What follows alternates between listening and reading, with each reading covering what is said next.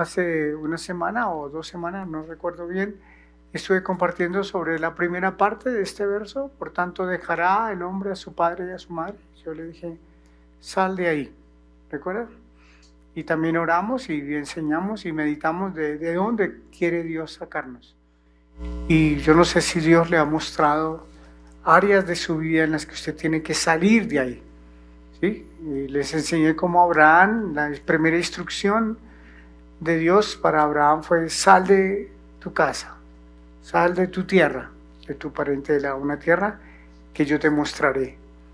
Entonces tenemos que salir para romper con el pasado. Estaba leyendo ese texto hoy de Pablo que dice que yo quiero olvidar ciertamente lo que queda atrás.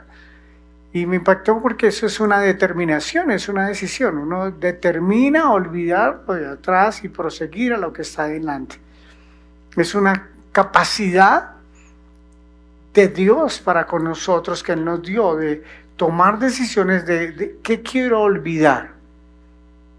O quiero seguir recordando y quiero seguir reiterando sobre el pasado, o tomo la decisión de olvidar lo que queda atrás y proseguir a lo que está adelante. Esa es la vida en Dios. Cuando Él dice que todas las cosas viejas pasaron y aquí todas son hechas nuevas. Amén. Hoy vamos a hablar de la segunda parte: y se unirá su mujer y serán una sola carne. Ese es otro principio. Es un principio que el Señor dejó ahí establecido y que está transversal en la Biblia. Y hoy solamente vamos a ver algunos textos, muy pocos, muy contados, de lo que significa esa unidad por la que tenemos que luchar. Eso es algo que nosotros tenemos que procurar todos los días. Siempre que hablamos a los matrimonios especialmente y a las familias, a los núcleos familiares, creo que una de las grandes dificultades es tener una unidad de criterios, una unidad de visión, una unidad de propósito, una unidad de conceptos, de pensamientos, una unidad en lo que hablamos, en lo que sentimos, en lo que pensamos, en lo que somos. Pero es un principio y uno dice, oh, wow, ¿y eso cómo se logra? Bueno, Dios lo dejó establecido. Y vamos a hablar que sí es un principio que Dios dejó establecido. Eso significa unirnos para ser uno solo. Y les he dicho que ese es un misterio del matrimonio. Pablo dice que grande es este misterio. ¿Cuál? El del matrimonio. Había un hombre, Dios lo hace caer en un sueño profundo, de su costilla saca una mujer, entonces ahora son dos. Dice, pero quiero que sean uno. El que era uno llegó a ser dos para que los dos sean uno. Ese es un misterio lindo, ¿cierto? Algunos dirán, ¿y por qué no dejó solo uno? Si la idea es que fueran otra vez a ser uno. El varón perfecto, el complemento perfecto, la unidad perfecta entre el uno y el otro.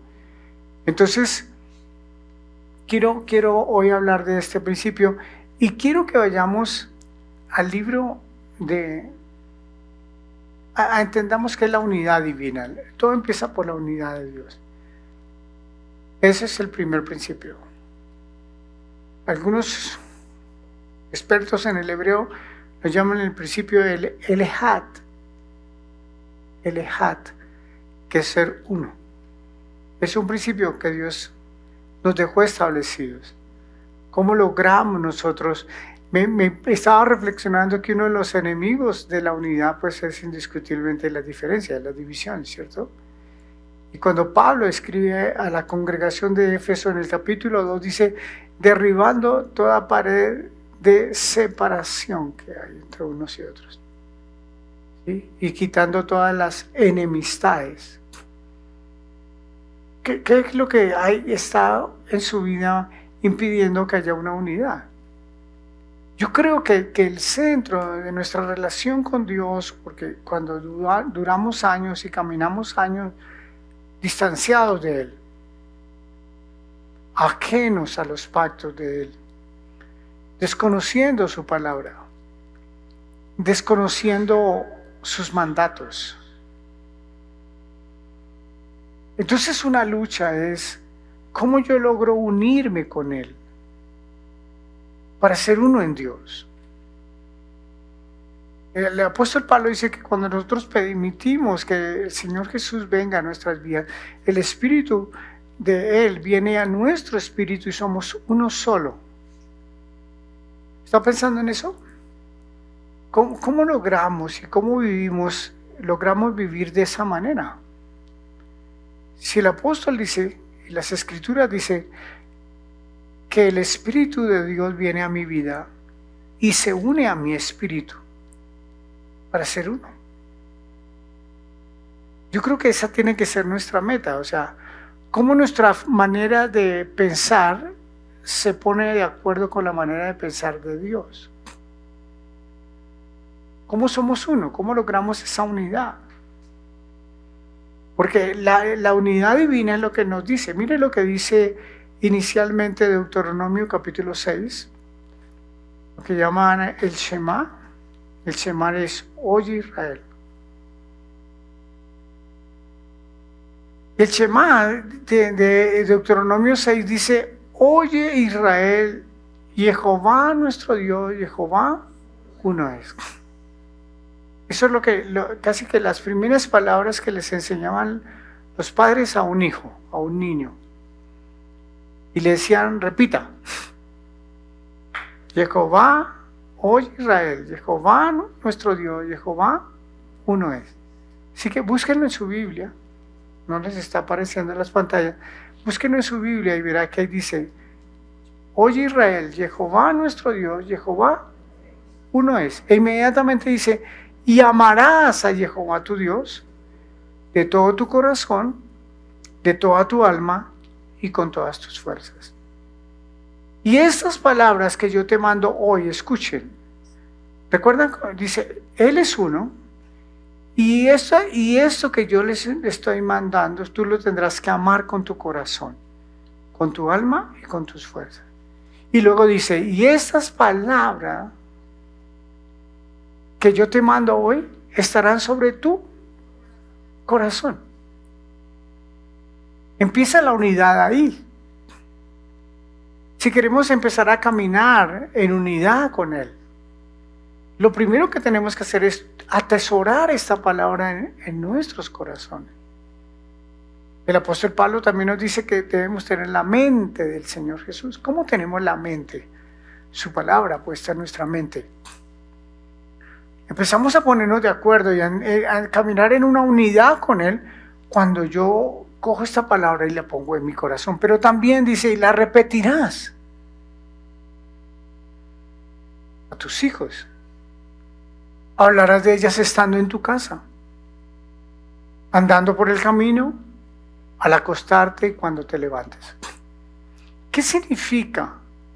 Que yo tomo la palabra, la atesoro en mi corazón, pero luego tengo que lograr que los que están en mi casa hagan lo mismo.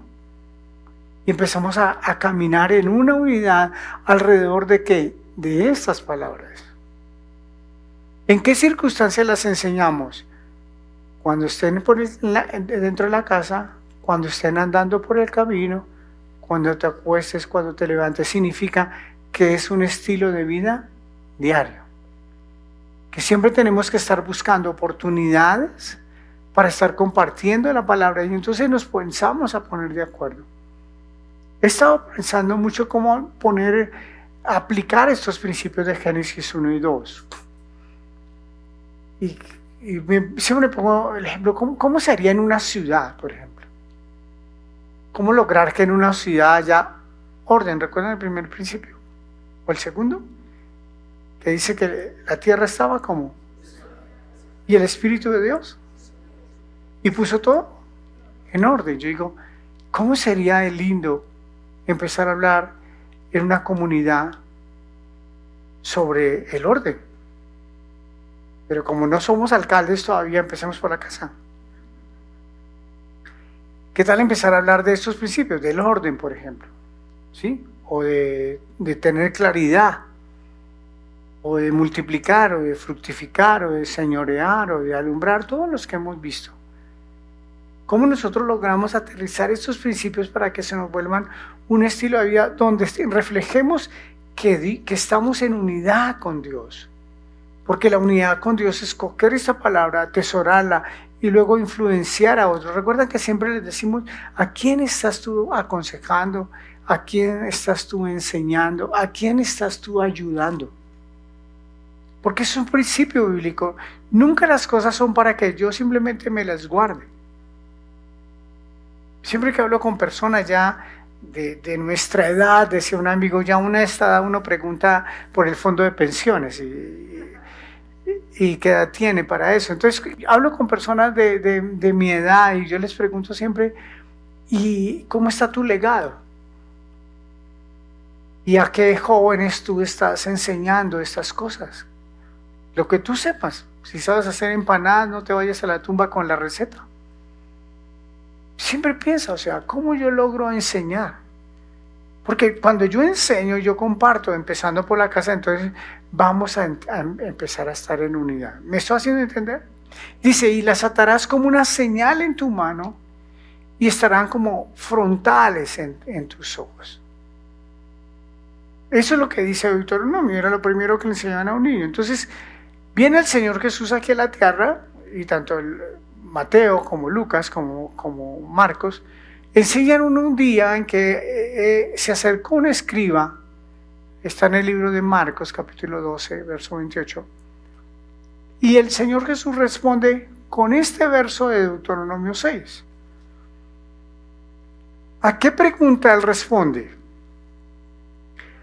Ahí dice, acercándose uno de los escribas que les había oído disputar y sabía que les había respondido bien, le preguntó. ¿Cuál fue la pregunta? ¿Cuál es el primer mandamiento de todos? Esa fue la pregunta, ¿recuerdan? ¿Y cuál fue la respuesta del Señor Jesús? El primer mandamiento de todos es, 2 puntos. Oye Israel, el Señor nuestro Dios, el Señor uno. ¿Estamos entendiendo la unidad? Estamos entendiendo cómo Él está resumiendo lo que Dios quería que quedara en nuestra mente. Es uno. Hay una unidad perfecta en Dios y ahorita lo vamos a ver. Y luego dice, y amarás al Señor tu Dios, añade el Señor Jesús, amarás al Señor tu Dios, ¿cómo? Otra vez, ¿con qué? Con el corazón. ¿Y con qué más? Con el alma. ¿Y con qué más? ¿Y con qué más? Escribe las 4 áreas. ¿Cómo demostramos el amor a nuestro Dios y Padre? Primero, con el corazón. Cuando Él enseñó, donde está tu tesoro, allá estará tu corazón. Guarda tu corazón porque de él mana la vida. Entonces lo primero que Dios dice es, en Deuteronomio 6, atesoren estas palabras en el corazón. El Señor Jesús dice, y amarás al Señor, como atesorando las palabras, ¿con qué lo amaremos? Con el corazón. Pero también con el alma. Significa emocionalmente. Con nuestros sentimientos. Así lo debemos amar. Pero además de amarlo con el corazón y con el alma, lo debemos amar con la mente. Sí que es importante. Yo creo que ahí es lo más difícil, ¿cierto? Con la mente. Porque uno lo ama y uno se apasiona por él. Pero pensar como él piensa. ¿Recuerdan en el principio cuál es el pensamiento del hombre? Tal es él. O sea, si nosotros logramos almacenar sus principios en nuestra mente, así vamos a actuar. Y por eso es que esto es importante. ¿Qué hay en mi mente?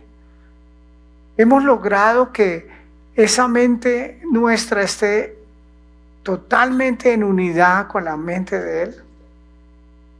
Porque es la manera en que quiere que lo amemos, con la mente. Pero además de amarlo con la mente, es con la fuerza. Tiene que ser físicamente. Tiene que ser apasionadamente. Como cuando usted grita, no sé si grita un gol o no grita un gol de su equipo, de la selección. ¿Por qué se emociona? Yo no sé. Pero cuando usted se emociona, así que usted dice, ¡ah! Me emocioné. Así es la vida con Él. Así debe ser esa unidad plena con Él. Yo creo que lo más lindo es uno todos los días lograr cómo tengo una unidad con Él. Cómo yo me pongo de acuerdo. La relación del Señor Jesús con el Padre es un ejemplo impresionante. De las cosas que más me inspiran es cuando leo en Juan: lo que yo hablo es lo que mi Padre habla, lo que veo hacer a mi Padre es lo que yo hago. Yo no hablo por mi propia cuenta, sino lo que he escuchado y he visto hacer y oír decir del Padre es lo que yo digo y lo que yo hago. Y digo, Dios, qué unidad tan linda. Esa es la unidad divina. Y el segundo, dice el Señor Jesús, es semejante: amarás a tu prójimo como a ti mismo. No hay otro mandamiento mayor que estos. Entonces el escriba le dijo: bien, maestro, ¿verdad has dicho que uno es Dios y no hay otro fuera de él? ¿Qué era la verdad que el escriba encontró en la respuesta? Que Dios es uno, que hay una unidad perfecta. El amarle con el corazón, con el entendimiento, con el alma, con las fuerzas, y amar al prójimo como uno mismo es más que todos los holocaustos y sacrificios. Jesús, entonces, viendo que había respondido sabiamente, le dijo: no estás lejos del reino de Dios. Y ya ninguno osaba preguntarle. ¿Con qué quiero terminar? Con el resumen de amar al prójimo. En varias cartas el apóstol Pablo resume que la Torá, el Pentateuco, los 5 primeros libros de la Biblia, se resumen en una sola frase: amar al prójimo. Ese es el propósito de 5 libros de la Biblia, los primeros 5 libros. ¿Cómo establece Dios que todos unificados en conceptos, en relaciones, en principios? Si nosotros vamos a esos, por ejemplo, 10 mandamientos, solamente los 10 mandamientos de Éxodo 20, algunos dicen que es una sociedad perfecta. Los 4 primeros mandamientos, mi relación con Dios. Y los otros 6, mi relación con el prójimo. Y cuando tú estudias esos 10 mandamientos, tú analizas, dice, ¿qué tal es tu vida en mi casa? Empecemos de adentro hacia afuera. ¿Qué tal en mi familia? ¿Qué tal en la congregación, en la comunidad? Y lo vamos expandiendo como Dios lo expandió, porque los mandatos que Dios dio fue para la nación. ¿Cómo logró Dios a través de Moisés esas instrucciones para que todos estuvieran, por ejemplo, descansando en el mismo día? ¿O cómo logró Dios unificar los criterios de que para una persona unos alimentos eran malos porque le hacían daño a su cuerpo, y que toda la nación dijera: sí, eso es verdad, esos alimentos para toda la nación son malos? Si a veces ni en la casa lo logramos, ¿cierto? Uno dice: pero es que a mí me gusta. Y el otro dice: sí, pero le hace daño. Sí, pero me gusta. Y entonces viene la diferencia, ¿cierto? Entonces, siempre pienso en la mente del Padre: ¿cómo fue que Él pensó que teníamos que actuar para lograr que estuviéramos unidos con Él? ¿Cómo fue que esa palabra que nos dejó escrita, cómo lograr que esa palabra realmente para mí sea amén? Sea sí y amén. Entendiendo que nace de un corazón lleno de amor hacia nosotros. Y que el único propósito del Padre cuando nos dejó su palabra era que nos unificáramos para bendecirnos a todos. Y cuando no logramos que haya esa unidad, entonces viene la falta de bendición.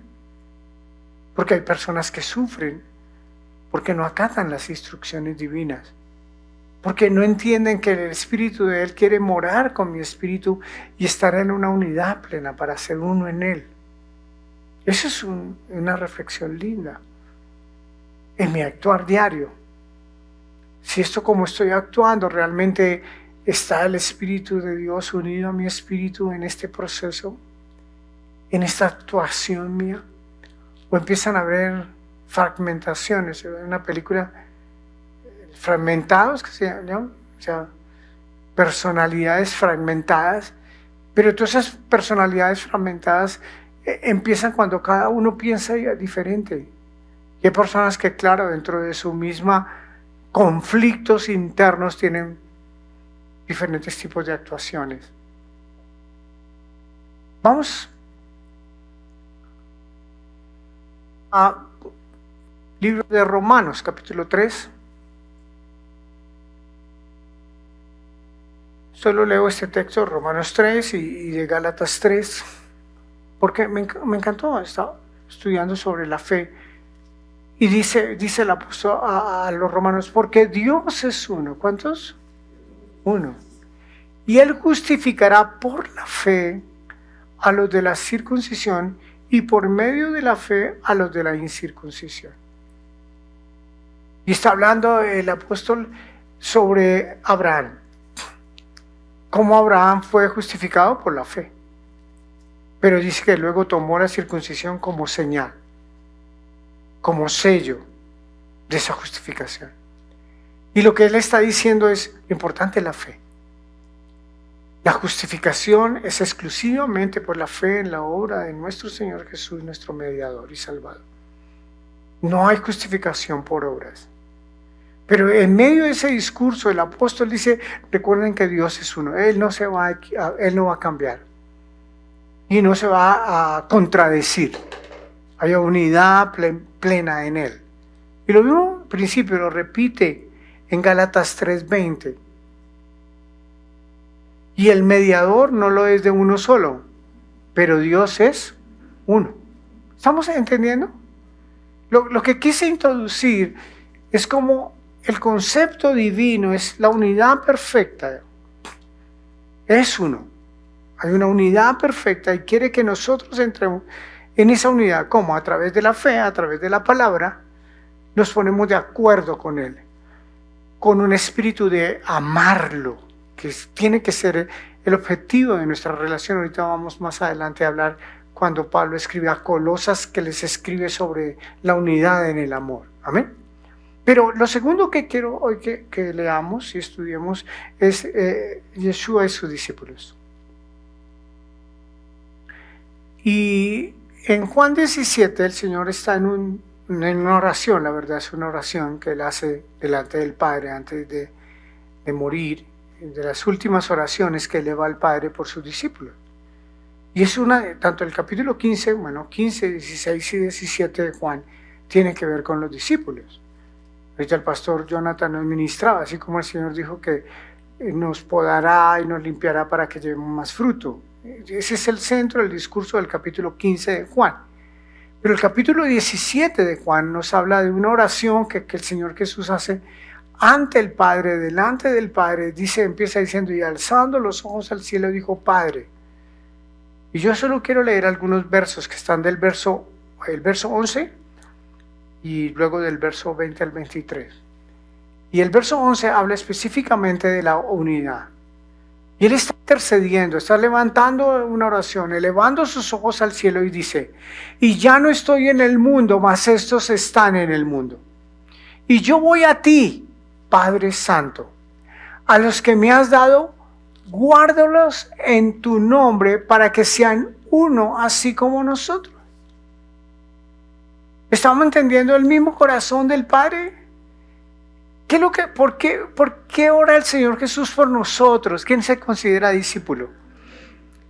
Y haga de cuenta que está intercediendo por usted y por mí. Y lo que está diciendo es que lo que quiere Él y anhela Él de nosotros es que seamos uno. Lo que el Señor Jesús está diciendo es que está intercediendo para que entre nosotros no hayan divisiones, no hayan contiendas, no hayan soberbias, no hayan discusiones, no hayan peleas, no hayan celos, no hayan murmuraciones, no hayan odios, no hayan rencillas, sino haya unidad. Ese es el sueño de Él.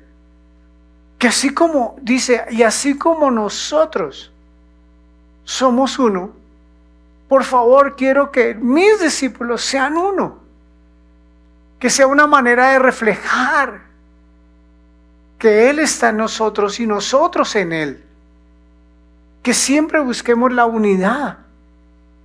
Ser uno. Miren lo que dice el verso 20 al 23 de ese mismo capítulo 17 de Juan. Mas no ruego, esto es más lindo todavía. Mas no ruego solamente por estos, o sea, por sus discípulos, sino también por los que han de creer en mi palabra, por la palabra de ellos, los que han de creer en mí, por la palabra de ellos. ¿Están entendiendo el propósito siempre del Señor Jesús?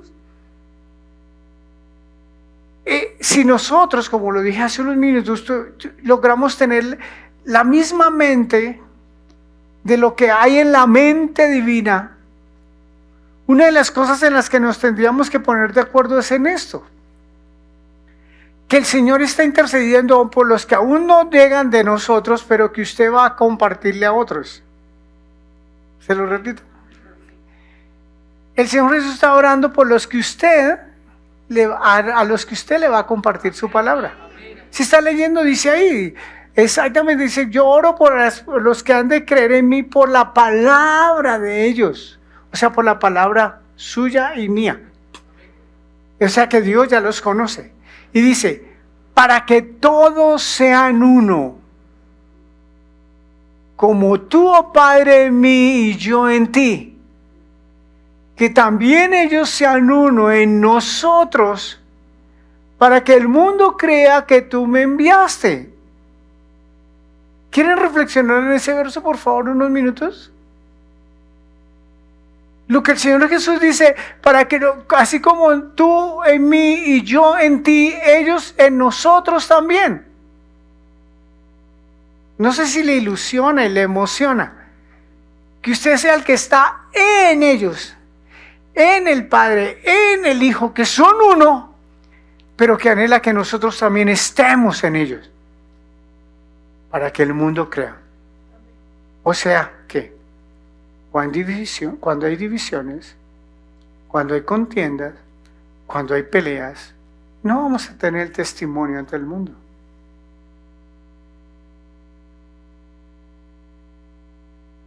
¿Cómo tú quieres ganar a tu familia? Con un testimonio. ¿Cómo tú ganas a tus vecinos, compañeros de estudio, en el colegio, en la universidad, en la oficina? Con un testimonio. ¿Cuál testimonio? La unidad. O sea, tú logras, yo creo que es una meta. Y como toda meta requiere esfuerzo. Y como toda meta requiere dedicación. Toda meta requiere un enfoque, un propósito. Y yo les invito a que ustedes pongan eso como una meta en su casa y en su actuar diario. Les decía el fallecimiento del tío Luis, que cuando fui a orar el jueves por él, me quebranté al lado de su cama y le dije: Señor, gracias porque este hombre fue un pacificador. Un pacificador que siempre trajo shalom a sus relaciones. Que siempre evitó las rencillas y las peleas. Y muchas veces decía: no, yo en eso no me meto, ya esas cosas no me gustan. ¿Por qué? Porque tenía un enfoque. Y el Señor Jesús está orando por usted y por mí, como discípulos. Y Él está diciendo: Señor, que sean uno. Que tengan un testimonio de unidad. Los que somos matrimonio. Los que tenemos hijos. Los que vivimos bajo el mismo techo. Ese realmente es el testimonio. ¿Hay unidad? ¿Hemos logrado? Cuando Pablo escribió a Timoteo y a Tito sobre los requisitos de un obispo, de un pastor, de un líder, él dice que primero que sea marido de una sola mujer y que tenga a sus hijos en sujeción. Que no sean, ni siquiera se escuche que son rebeldes. O sea, que gobierne bien su casa. ¿Y cómo era el testimonio? De unidad. Una misma fe, un solo Dios, un solo Señor, un solo bautismo. ¿Sí? O sea, ¿sí estamos entendiendo? O sea, el testimonio que el Señor Jesús está pidiendo es: ¿quieren que el mundo crea? Caminen en unidad. Siéntense. Pónganse de acuerdo alrededor de que de sus gritos, del que más grite, el que más mala cara haga, el que trae el dinero, no, alrededor de esta palabra. Nos sentamos alrededor de y investigamos diligentemente sobre el tema. ¿Qué es lo que Dios nos manda a hacer? Hace años atrás me invitaron a una congregación a predicar sobre lo que eran las funciones de la iglesia, de una congregación. Encontré como 20 funciones. Y una de las que más me impactaba era que el Señor nos mandó a evangelizar, sí. Nos mandó a orar por enfermos, sí, ¿cierto? A echar demonios, ¿quién cree? ¿Sí? A aconsejar, sí. A discipular y a disciplinar. Y cuando tú dices, ¿dónde dice eso? Bueno, pues le damos las instrucciones del Señor, que es la cabeza de todos, que nos dice qué es lo que tenemos que hacer en un caso en que tenemos que corregir. Todo lo Dios nos lo dejó establecido. Y vamos a ver que el reto va creciendo. La gloria que me diste, yo les he dado, ¿para qué Él nos da su gloria? ¿Sí que no es para tener ataques epilépticos? Porque algunos creen que la gloria, llegó la gloria. Sí, cuando les pasa el beriberi, empiezan a pelear. Realmente queremos ver su gloria. ¿A quién le gustaría ver su gloria y disfrutar su gloria? Ok, es en la unidad, es para la unidad, dice, para que sean uno así como nosotros somos uno. Él empieza la oración diciendo, Padre, glorifícame como estábamos en el principio, con la misma gloria que antes me glorificabas. Así empieza la oración del Señor Jesús en el capítulo 17 de Juan. La gloria se mueve en medio de la unidad. Por eso es que el enemigo sabe que hay un solo dardo que tiene que mandarnos, dividirnos.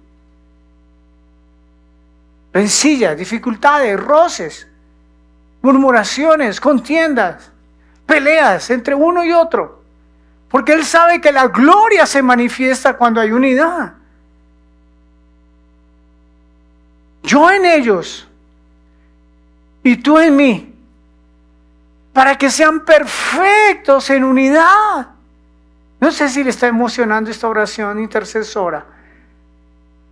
Él está diciendo, yo en ellos, tú en mí, para que sean perfectos ¿en qué? En unidad, para que el mundo conozca que tú me enviaste, que los has amado a ellos como también a mí me has amado. Para que sean perfectos en unidad. O sea que tenemos que ponerlo como un propósito. Alrededor de esta palabra, alrededor de principios. Hay un principio que sería muy bueno colocar en nuestras casas, respeto. Un principio, paz. Un principio, gozo. Un principio, armonía. Un principio, acuerdo. Solo 5 van. Qué bueno que podamos decir, Señor, ¿cómo somos perfectos en unidad? Dialogamos, hablamos, conversamos, nos ponemos de acuerdo. Ahora, Pablo a las congregaciones, ¿le está hablando Dios? ¿Le ha hablado? ¿Le está motivando a buscar esa unidad? El pacificador es aquel que busca la unidad. Aquel que procura el acuerdo. No el que siembra la discordia. No el que está sembrando la división. El que está siempre buscando cómo nos unificamos en unos principios. Cómo nos ponemos de acuerdo en unos principios. ¿Cuáles? Los que están en la palabra. El Señor Jesús habló de principios todo el tiempo sobre el reino de los cielos. Pablo a las congregaciones, aquí el estándar sube un poco. Venimos de la casa, ¿cierto? Ahora vamos a la congregación. Y usted va a encontrar unas cosas que dice, wow, ¿esto es posible? ¿O esto es solamente una ilusión de Pablo? Y cuando yo leí años atrás este texto, a mí me impactó mucho. Primera de Corintios, capítulo 1. Está hablando de la congregación de Corinto, que es una congregación llena de dones. No tienen falta de ningún don, dice Pablo a la congregación de Corinto. Pero luego hay un ruego que el apóstol hace a la congregación de Corinto. Léanlo con atención. Os ruego pues, hermanos, por el nombre de nuestro Señor Jesús, que habléis todos una misma cosa. Pueden ir subrayando en su Biblia con asombro. Y de pronto diciendo, ¿cómo? ¿Está escribiéndole a quién? A una congregación 20, 30, 50, 500, no sé cuántos. Está escribiendo a una congregación y le dice, lo primero que yo quiero es que hablen una misma cosa. Que no haya entre ustedes divisiones. Que estén perfectamente unidos en una misma mente y en un mismo parecer. Dice, Señor, esto es muy duro. Porque he sido informado acerca de ustedes, hermanos míos, por los de Chloe, que eran los informantes, que hay entre ustedes contiendas. Los Chloe son los vecinos. ¿Qué hay entre ustedes? ¿Qué había? Contienda. Quiero decir que cada uno de vosotros dice, yo soy de Pablo, yo soy de Apolo, yo soy de Cefas, yo soy del Mesías, de Cristo. ¿Acaso está dividido Cristo? ¿Fue crucificado Pablo por ustedes? ¿O ustedes fueron bautizados por el nombre de Pablo? Y entonces hay 4 cosas que el apóstol pide a la congregación. Y ojalá les tomen la foto de siempre. Hablen una misma cosa. Estén perfectamente unidos. Tengan una misma mente y un mismo parecer. Pueden dejarme la pantalla ahí estática. Y quiero que usted medite si eso se logra. Y vuelva a la casa, que es el núcleo más reducido. ¿Cómo logramos que en una congregación todos hablemos una misma cosa? Si cada uno en su casa ni siquiera se ponen de acuerdo. ¿Cómo lograr estar perfectamente unidos?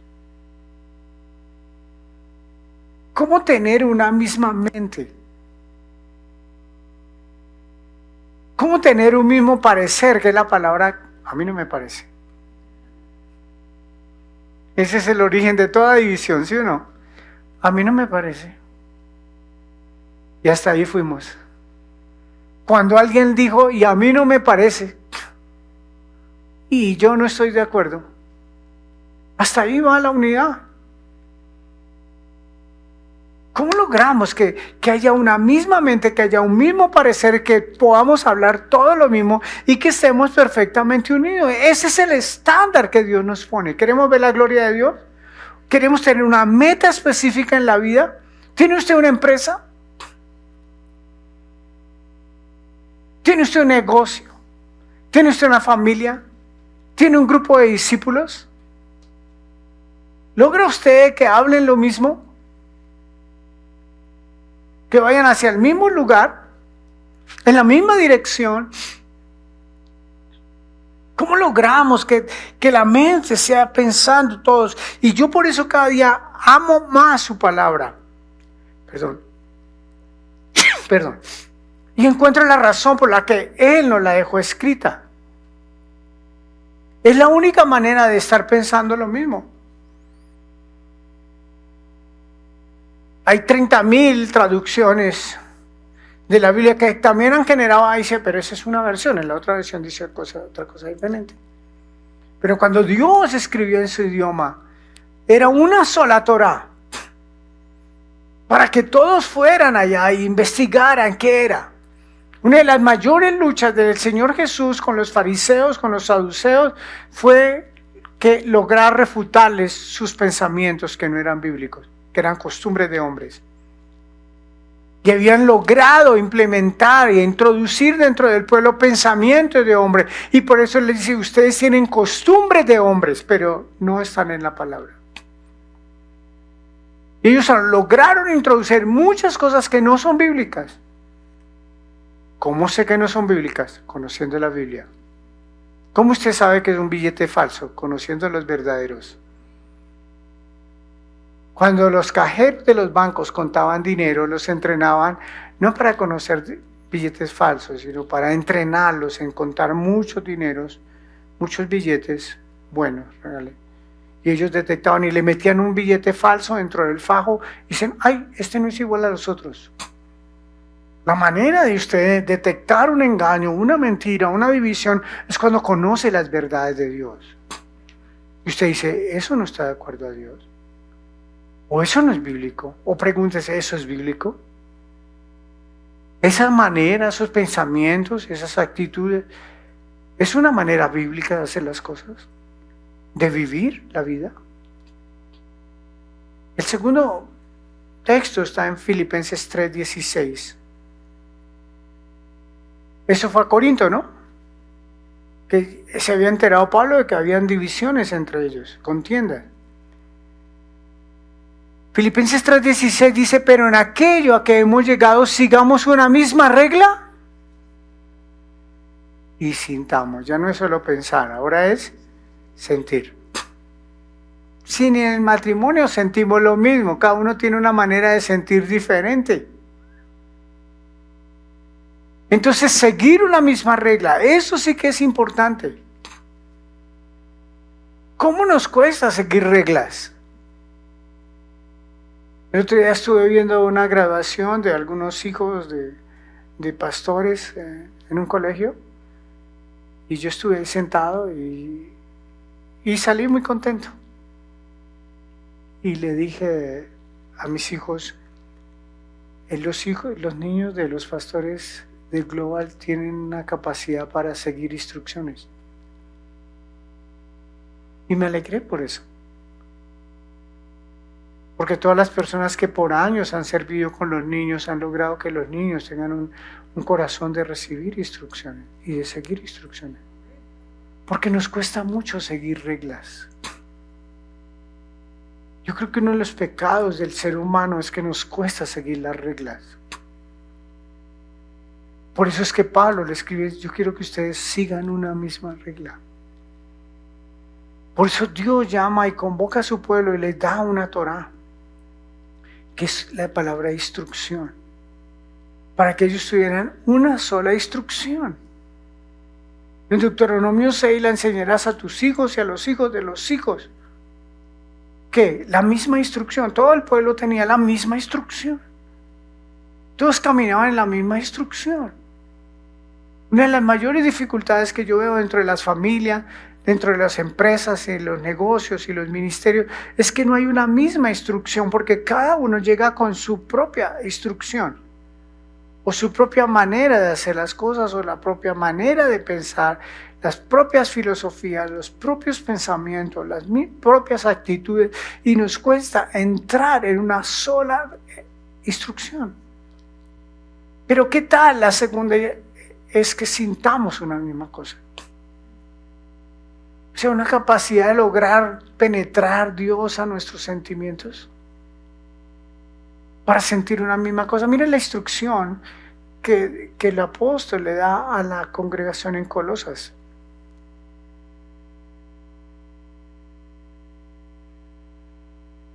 Colosenses 2:2. Para que sean consolados sus corazones. ¿A quién le gustaría que Dios le consolara? ¿Fueron ministrados el Shabbat sobre la consolación? Ok, yo espero. Yo le dije a mi esposa que hemos empezado. Mucha gente quería seguir siendo ministrada. Yo espero que siga buscando la consolación del Padre como lo hicimos en el Shabbat, en el secreto. Abra su corazón. Saque un tiempo a solas. Enciérrese con el Padre. Pare por un tiempo las carreras. Invierta tiempo en el secreto para que Él lo consuele. No caminamos por la vida heridos, sangrando, nos vamos a desangrar. Él prometió en Isaías 66 que nos amamantaría y nos arrullaría entre sus brazos. Busquen en sus tiempos. La gente se hace la fuerte.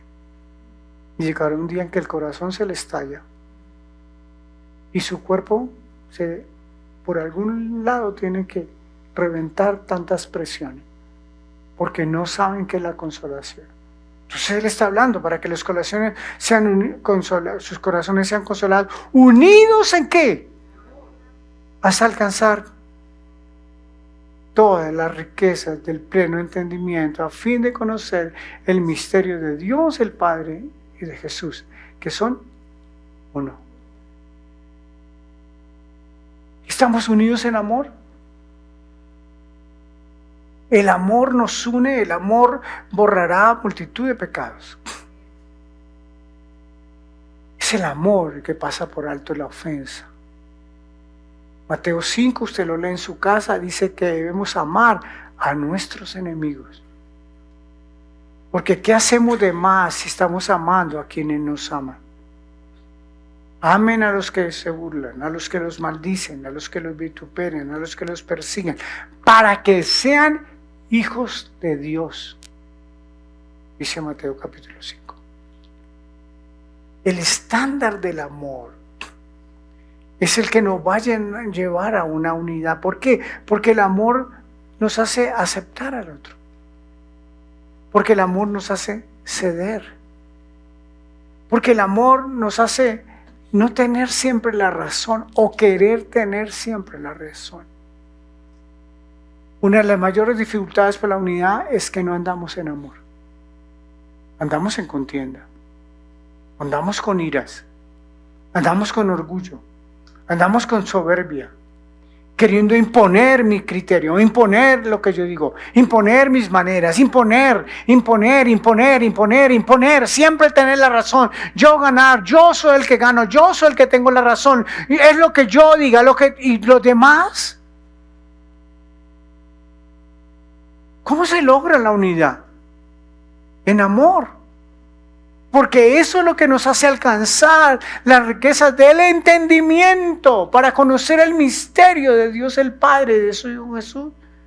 Porque hay gente que lee la Biblia y no entiende ni una sílaba. Porque no han cultivado el amor para andar en unidad. Por último, ¿cuáles son las consecuencias de la división? También en varios evangelios, pero quiero leer en Mateo 12, hay una ocasión en que el Señor Jesús sana a un endemoniado. Estoy en Mateo 12, 22. Espero que usted lo encuentre.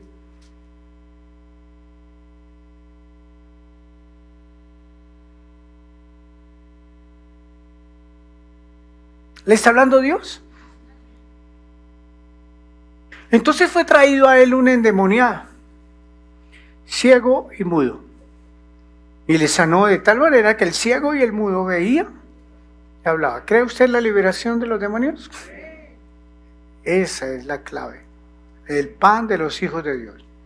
Y toda la gente estaba atónita y decía, ¿será ese aquel hijo de David? Mas los fariseos al oírlo decían, este no echa fuera a los demonios sino por Belcebú, príncipe de los demonios. Sabiendo Jesús los pensamientos de ellos, les dijo, escuchen, todo reino dividido contra sí mismo es asolado, y toda ciudad o casa dividida contra sí misma no permanecerá. ¿Qué está enseñando el Señor? Que todo lo donde hay división nunca va a prevalecer ni a permanecer. Y si Satanás echa fuera a Satanás, contra sí mismo está dividido. ¿Cómo pues permanecerá su reino? Y si yo echo fuera a los demonios por Belcebú, ¿por quién lo echan sus hijos? Por tanto, ellos serán vuestros jueces. Pero si yo, por el Espíritu de Dios, echo fuera a los demonios, ciertamente ya ha llegado a ustedes el reino. ¿Cómo llega el reino de Dios a una vida? Cuando hay liberación. Solo termino diciendo 3 áreas que siempre el Señor va de lo más a lo menos. Está hablando de reinos, ciudades y casas. Dice, así como en una nación, en un reino hay división, en una ciudad hay división, o en una casa hay división, sea el reino, sea la ciudad o sea la casa, no permanecerá.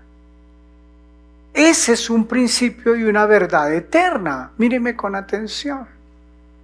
Cuando el Señor Jesús dijo que el cielo y la tierra pasarán, pero su palabra, sus principios no pasarán, esto que Él dijo ocurrirá porque ocurrirá. Si hay división, no van a permanecer. Si hay división, no van a prevalecer. Si hay división, no hay gloria de Dios. Entonces Dios nos llama a escoger. ¿Por qué no nos sentamos y unificamos criterio, y unificamos una visión, y unificamos manera, y unificamos lo que dice Dios en su palabra? Unifiquemos y no permitamos mala división, porque entonces tarde o temprano esto se va a acabar. Llámese negocio, llámese empresa, llámese familia, llámese matrimonio, lo que sea. Tenemos que orar y decirle: Señor, danos la gracia para andar unificados alrededor de tu palabra, de tus principios. ¿Qué era lo que ellos estaban diciendo? Una mentira. Los fariseos estaban diciendo que el Señor Jesús estaba echando demonios por Belcebú, un demonio. ¿Imaginan la blasfemia que estaba teniendo? Pero él dice más adelante: pero si por el Espíritu de Dios echó fuera a los demonios, es porque el reino de Dios ha llegado a estas vidas. Y luego habla de la blasfemia, el pecado, la blasfemia contra el Espíritu Santo, que no será perdonado. ¿Cómo pueden decir que la obra del Espíritu Santo la estaba haciendo un demonio llamado Belcebú, el príncipe de las moscas? Esa era la gran blasfemia. ¿Cómo querían dividirlo a él? No, si yo, por el lleno del Espíritu Santo, el Padre en mí, por la autoridad del Padre, yo echo fuera a los demonios, somos uno, el reino de Dios ha llegado a esta vida. Hay unidad. Y donde hay unidad hay autoridad. Y hay fruto. Y hay resultado. Y hay bendición. Y hay gloria. Cierre sus ojos, incline su rostro. Espero que Dios haya hablado a tu vida.